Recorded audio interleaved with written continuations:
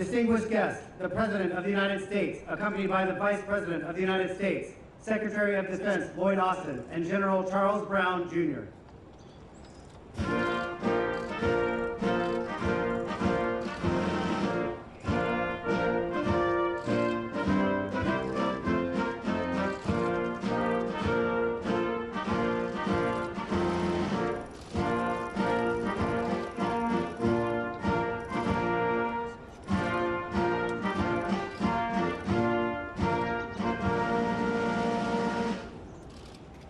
Good afternoon. Please, everybody, be seated. Thank you.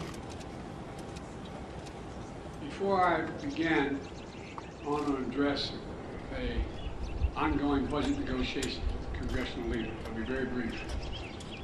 Speaker McCarthy and I have had several productive conversations, and our staffs continue to meet as we speak, as a matter of fact, and they're making progress. I've made clear time and again defaulting on our national debt is not an option. The American people deserve to know that the Social Security payments will be there. The Veterans Hospital will remain open, and that economic progress will be made, and we're going to continue to make it. Default puts all that at risk. Congressional leaders understand that, and they've all agreed there will be no default. And it's time for Congress to act now. Now, I want to be clear that the negotiations we're having with Speaker McCarthy is about the outlines of what the budget will look like, not about default. It's about competing visions for America. Under my administration, we've already cut the deficit by $1.7 trillion in our first 2 years, but Speaker McCarthy and I have a very different view of who should bear the burden of additional efforts to get our fiscal house in order. I don't believe the whole burden should fall on the backs of middle class and working class Americans. My House Republican friends disagree. Instead, Republicans passed a bill that would make huge cuts in important programs that millions of working and middle-class Americans count on. Huge cuts in the number of teachers, police officers, border patrol agents, and increased wait times for Social Security claims. And I won't agree to that. I put forward a proposal that will cut spending by more than $1 trillion that freezes spending for the next 2 years. That's on top of the nearly $3 trillion in deficit reduction I previously proposed through a combination of spending cuts and new revenue raises. I propose making the wealthy begin to pay their fair share, which will reduce the deficit, but it won't cut programs for hardworking Americans depending on it, those funds in order to continue big tax returns for the wealthiest Americans, America and America's largest corporations. But we can reduce the deficit both in short term and long term with a combination of spending cuts on programs that help big oil and big pharma by closing tax loopholes and making the wealthy pay their fair share. I've reduced the deficit, I said, $1.7 trillion in my first 2 years without raising a cent and raising taxes above anyone making less than $400,000. The economy is growing. The only way to move forward is with a bipartisan agreement, and I believe we'll come to an agreement that allows us to move forward and that protects the hardworking Americans of this country. Now, for the reason we're here. I'm sure you didn't come to hear that. Vice President Harris, Secretary Austin, Representative Calvert, Representative Calhoun, Calhoun's not here, McCollum. And I want to thank you all for joining us. As Chairman Milley, I want to start by thanking you. I really mean it, for your years of service as chairman and for your lifetime of selfless commitment to our country. And I also want to thank your incredible wife, Holly Ann, and your 2 children, Peter and Mary. You know, your family has served alongside you every single step of the way, and our entire country is grateful. As chairman, you've led our military through the most complex security environment our world has faced in a long, long time. And we've strengthened our alliances from NATO to the Indo-Pacific and built new partnerships like AUKUS. We've anticipated new threats in domains like space and cyber. We've addressed challenges that transcend borders and responding to global pandemics by tackling the existential threat of climate change. We've been at the longest war in American history. We continue to take terrorists off the battlefield, and we've rallied the world to stand with the brave people of Ukraine as they defend their freedom against Russian aggression.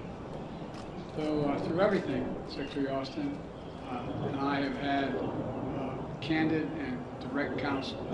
I valued his insight. More than that, I truly enjoyed working with you. I trust you completely, completely. You've helped set our country and our military on a course that will put us in the strongest possible position to succeed in the years ahead. I'm looking forward to continuing our work together as you finish your term and prepare to pass the baton to your successor. So today, I have the honor of introducing my nominee to be the next chairman of the Joint Chiefs of Staff, General Charles Q. Brown, Jr. General, welcome.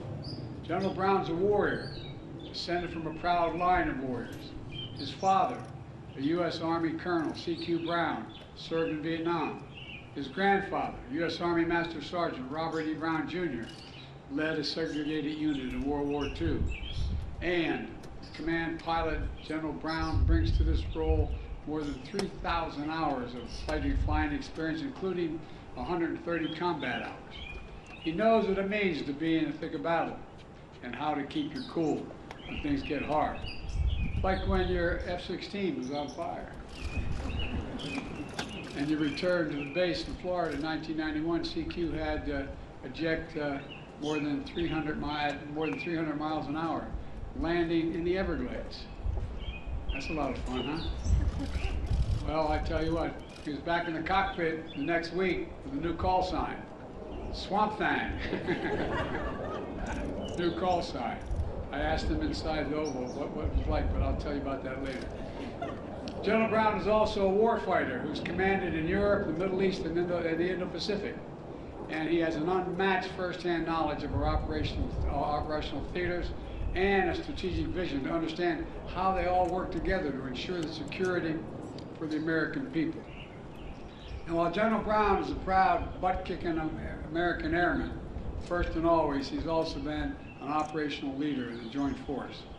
He gained respect across every service from those who have seen him in action and have come to depend on his judgment. More than that, he gained the respect of our allies and partners around the world, who regard General Brown as a trusted partner and a top-notch strategist. No matter how complicated the mission, from helping build and lead the coalition now more than 80 nations strong to counter ISIS threats in the Middle East, to positioning our Air Force for the future in the Indo-Pacific, General Brown has built a reputation across the force as an unflappable and highly effective leader. As someone who creates an environment of teamwork, trust, and then executes with excellence.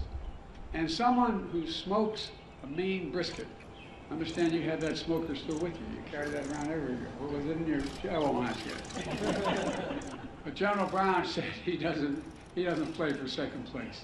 He plays to win, and that's obvious.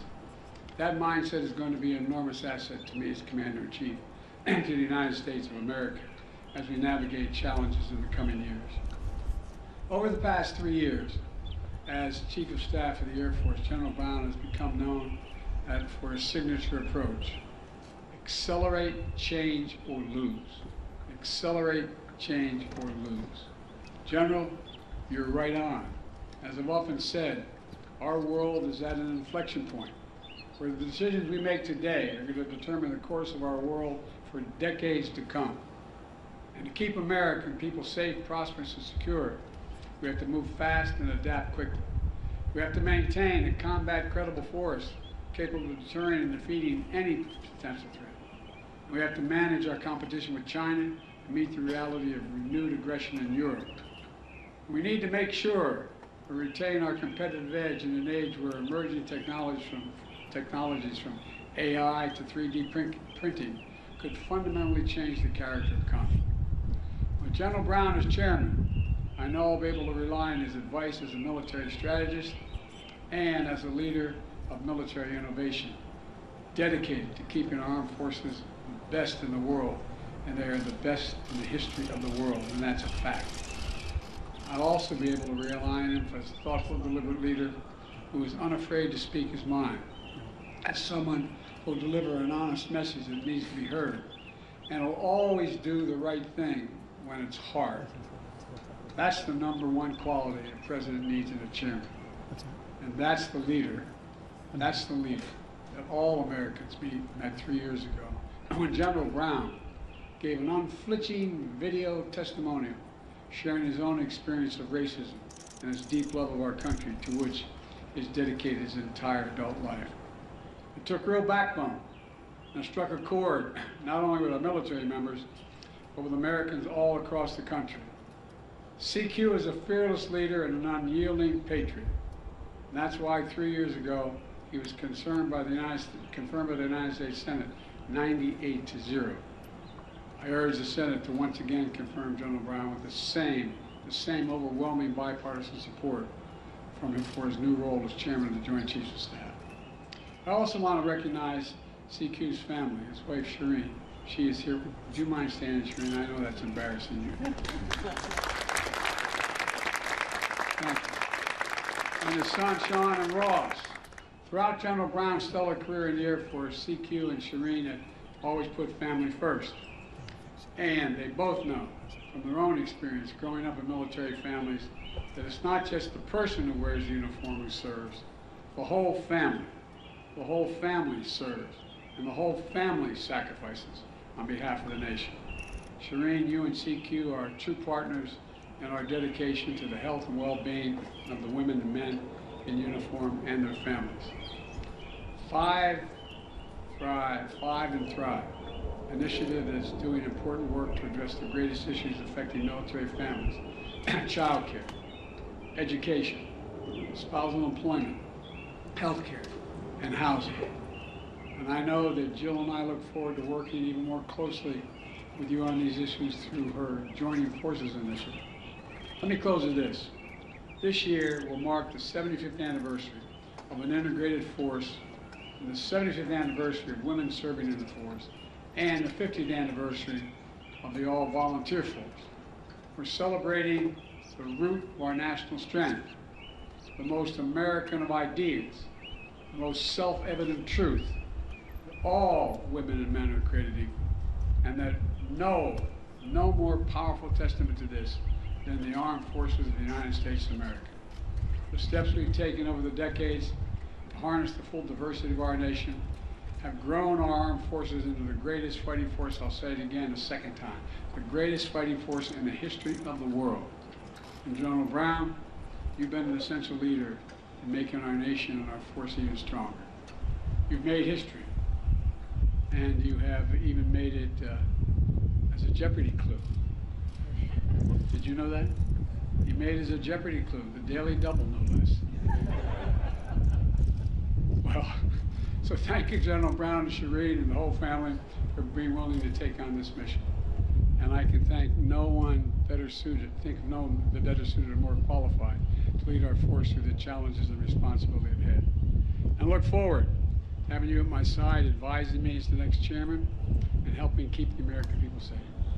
Thank you all, and thank all the military in the audience here. Thank you for your service, and thank your families as well. And may God protect our troops. Thank you.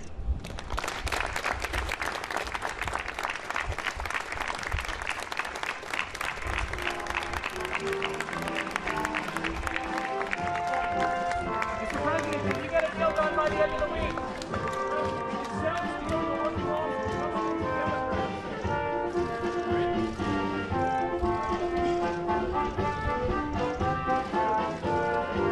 Can you assure Democrats that you support a final deal, Mr. President?